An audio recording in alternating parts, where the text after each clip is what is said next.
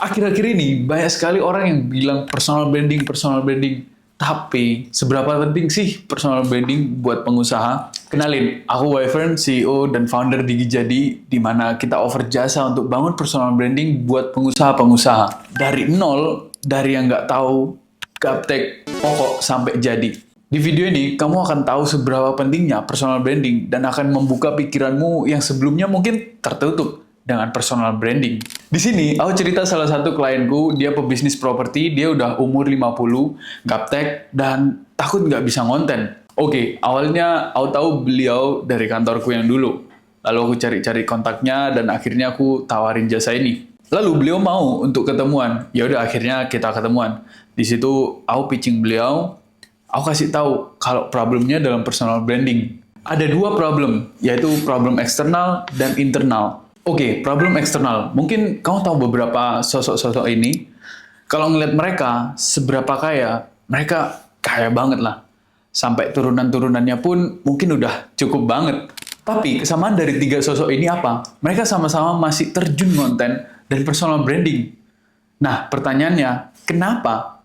Kalau aku analisa, yang pertama, supaya brand mereka terus diingat sama masyarakat. Yang kedua, supaya gak ketinggalan zaman, di mana sekarang mostly orang udah spend their time itu di HP, sosmed. Lalu yang ketiga, supaya lebih dipercaya sama masyarakat. Karena mereka ngonten, kasih edukasi, jadi masyarakat memandang mereka itu bervalue. Jadi, masyarakat lebih trust sama mereka. Tapi di satu sisi, ada problem dari internal, di mana biasanya pebisnis atau pengusaha itu, yang pertama, sibuk. Dia nggak punya banyak waktu buat ngonten, ngurusin ide, script, shooting, bahkan editing. Yang kedua, lack of knowledge. Mungkin nggak punya skill untuk ngonten, shooting, atau bahkan editing. Yang ketiga, even though kalau punya knowledge-nya, biasanya butuh tim.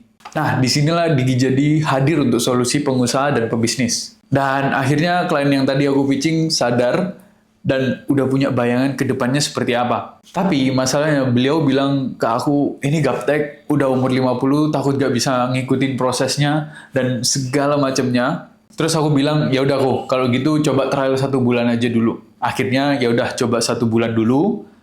Selang 2 minggu berjalan, beliau bilang kalau bisa ngikutin prosesnya dan nyaman. Setelah itu langsung perpanjang kontrak dengan kita, Digijadi. Benefitnya apa sih dari bangun personal branding? Yang pasti akan meleverage tujuan bisnismu. Seperti contoh, klienku ini, dia pengen membangun tim agent propertinya yang di seluruh Indonesia. Dan setelah kita arahkan, ada satu video yang dipost di TikTok itu FYP dan banyak banget komen, pengen join, pengen belajar, dan akhirnya ada satu orang yang join dari Jakarta, gak sampai 2 hari, timnya langsung closing. Gila nggak?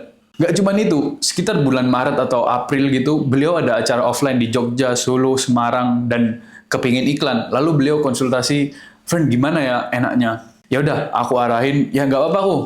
Pakai video ini untuk diiklankan khusus area Jogja, Semarang, dan Solo. Gak sampai 1 minggu, ada banyak leads yang kontak beliau, sekitar 50-60an orang. Akhirnya beliau follow up untuk hadir acaranya on-site. Ada sekitar 5-10 orang yang join on the spot. Bayangin, benefit dari personal branding. Oh ya, gak cuman itu. Sebenarnya beliau ini ada background kontraktor, dan ternyata masih jalan juga usaha kontraktornya. Karena kita mikir ini sebuah niche yang unik, kenapa nggak kita campur kontraktor dan pebisnis properti? Jadi, ada satu konten pilar itu untuk POV as a kontraktor. Ternyata teman-teman kantor propertinya baru tahu kalau si klienku ini juga kontraktor. Gak lama kemudian, teman kantornya ini ada yang punya properti, pengen direnov, dan akhirnya, ya udahlah, pakai jasa kontraktor klienku ini. Personal branding gak cuma meleverage tujuan bisnismu, tapi juga membuka peluang atau kesempatan yang gak pernah kita bayangkan sebelumnya. Coba bayangin aja si klienku ini gak pernah ngonten tentang kontraktornya.